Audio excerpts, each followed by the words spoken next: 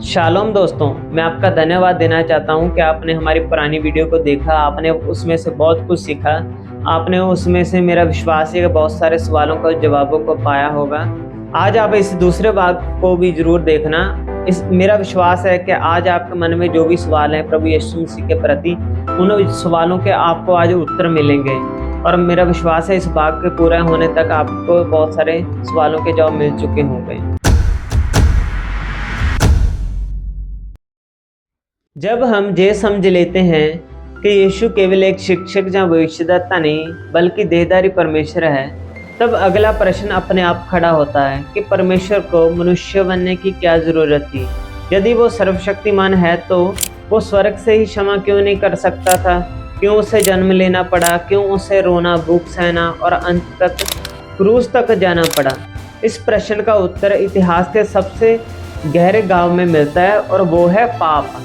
शुरू में जब परमेश्वर ने मनुष्य को बनाया तो मनुष्य और परमेश्वर के बीच कोई दूरी नहीं थी, संगति थी, निकटता थी, पवित्रता थी। परंतु जब पाप संसार में आया तो इंसान का संबंध परमेश्वर से टूट गया।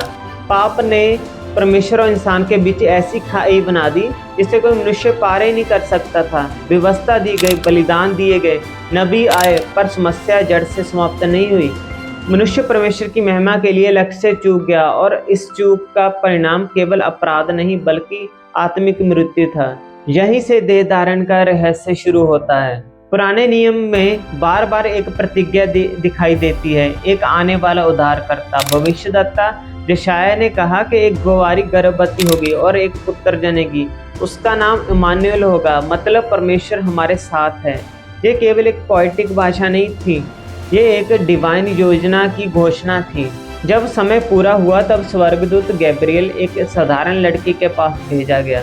वो लड़की थी मरियम और उसे बताया गया कि वो पवित्र आत्मा से गर्भवती होगी। और ये घटना केवल एक चमत्कार नहीं थी, ये इतिहास में परमेश्वर के प्रवेश का एक मोमेंट था। कुंवारी से जन्म क्यों जरूरी था? क्यों? यदि परमेश्वर यीशु मनुष्य से जन्म लेते तो वो आदम की वंशावली कहलाते, लेकिन उनका जन्म पवित्र आत्मा से हुआ। इसका अर्थ ये नहीं कि वो आधे परमेश्वर और आधे मनुष्य थे, वो पूर्ण परमेश्वर थे और पूर्ण मनुष्य भी थे। यूनानी धर्मशास्त्र इसे हाइपोस्टैटिक यूनियन कहता है, मतलब दो स्वभाव एक ही व्यक्ति में। उनका मानव स्वभाव वास्तविक था, वे भूखे हुए, थके, रोए। जब लाजर की मृत्यु हुई तो वो रो पड़े। ये दर्शाता है कि वो हमारी पीड़ा को केवल एक दूरी से नहीं देखते बल्कि उसमें सहभागी भी होते हैं। परंतु उनका डिवाइन स्वभाव भी उतना ही वास्तविक था। उन्होंने तूफान को रोका, 5 रोटियों से हजारों को खिलाया और मृतकों को जीवन दिया। ये कोई जादू नहीं था, ये एक उस सृष्टिकर्ता की सामर्थ्य थी जिसने समुद्र और रोटी दोनों को बनाया। पुराने नियम में महायाजक लोगों की ओर से परमेश्वर के सामने जाता था, लेकिन वो खुद भी पापी था, इसीलिए उसका बलिदान स्थायी नहीं था। इसीलिए बाइबल बताती है कि यीशु ऐसे महायाजक हैं जो हमारी ही तरह परखे गए। इब्रानी में महायाजक के लिए शब्द है कोहेन गादोल। परंतु यीशु केवल एक महायाजक नहीं, वो खुद बलिदान भी बने। वो खुद वेदी पर चढ़ने वाला मेमना भी थे और वेदी के सामने खड़ा होने वाले महायाजक भी। देह धारण इसलिए जरूरी था क्योंकि न्याय की मांग थी कि पाप का दंड चुकाया जाए। परमेश्वर न्यायी है, वो पाप को अनदेखा नहीं कर सकता, पर वो प्रेम करने वाला भी है। इसीलिए समाधान ये था कि परमेश्वर खुद मनुष्य बनकर दंड अपने ऊपर ले, जहाँ प्रेम और न्याय एक साथ मिलते हैं। जब यीशु ने अपने जीवन की सेवकाई शुरू की तो उन्होंने केवल चमत्कार नहीं किए, उन्होंने राज्य की घोषणा की। उन्होंने कहा परमेश्वर का राज्य निकट आ गया है। यूनानी में बाइसेलिया टू थेउ, अर्थात वो शासन जहाँ परमेश्वर की इच्छा पूरी होती है। उनका जीवन पूर्ण आज्ञाकारिता का जीवन था। जहाँ पहला आदम असफल हुआ वहाँ दूसरा आदम सफल हुआ। पौलुस लिखता है कि एक मनुष्य के द्वारा पाप आया और एक मनुष्य के द्वारा जीवन आया। देह धारण का एक और उद्देश्य था प्रकट करना। पुराने नियम में परमेश्वर बादलों, अग्नि और आवाज़ों के द्वारा प्रकट हुआ, परंतु जब वो चेहरे के साथ प्रकट हुआ, मतलब जिसने यीशु को देखा उसने पिता को देखा।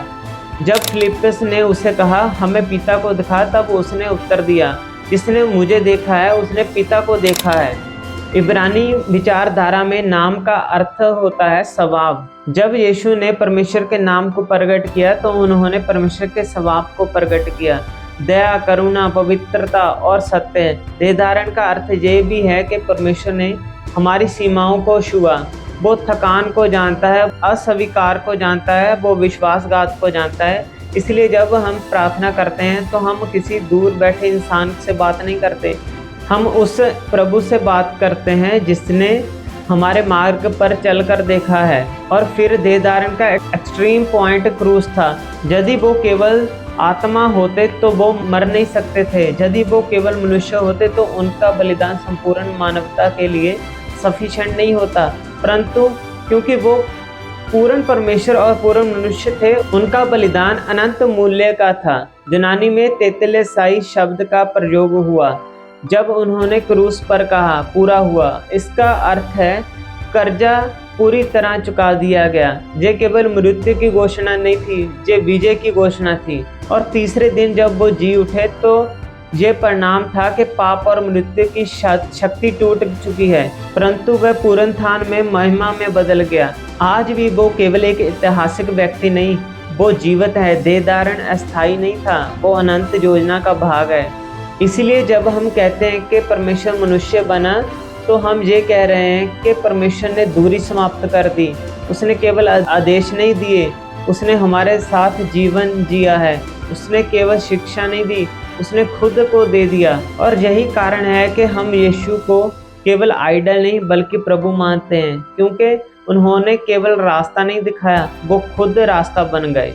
दोस्तों, मैं आपका धन्यवाद देना चाहता हूं कि आपने इस भाग को पूरा देखा है। मेरा विश्वास है आपने जो पिछला भाग भी देखा है उसमें से बहुत कुछ सीखा होगा और आप इस भाग से बहुत कुछ सीख चुके होंगे। अभी हम दूसरे पड़ाव में और तीसरे सेक्शन में जाएंगे, तीसरे भाग में जाएंगे। मेरा विश्वास है जब आप वो भाग चलेगा तो तब भी आप बहुत सारे सवालों के उत्तर पाएंगे। हम ये जो 5 भाग है, सभी 5 भागों के हम इब्रानी भाषा को ट्रांसलेट करके बनाए गए हैं। हमने इसके ऊपर स्टडी की है और आपके सवालों के जवाब हम लेके आएंगे कि बहुत सारे लोग मानते हैं कि पिता, पुत्र, पवित्र आत्मा तीनों अलग अलग हैं। हम इन बातों को आपको विश्वास दिलाएंगे वो अलग है या नहीं है। क्या यीशु झूठे शिक्षक थे या सच्चे शिक्षक थे, या हमारे परमेश्वर हैं, जब हम किसी अंधविश्वास में तो नहीं जी रहे हैं। इस बातों का हम विश्वास आपको दिलाएंगे। तो सबको मैं रिक्वेस्ट करना चाहता हूँ इस दूसरे भाग को भी आप बहुत सारे लोगों तक शेयर करें और इस वीडियो को बहुत ज़्यादा आप लाइक, शेयर और इस वीडियो के ऊपर कमेंट जरूर करना आप इसमें से क्या क्या सीख चुके हैं। तो हम आइए फिर मिलते हैं तीसरे भाग।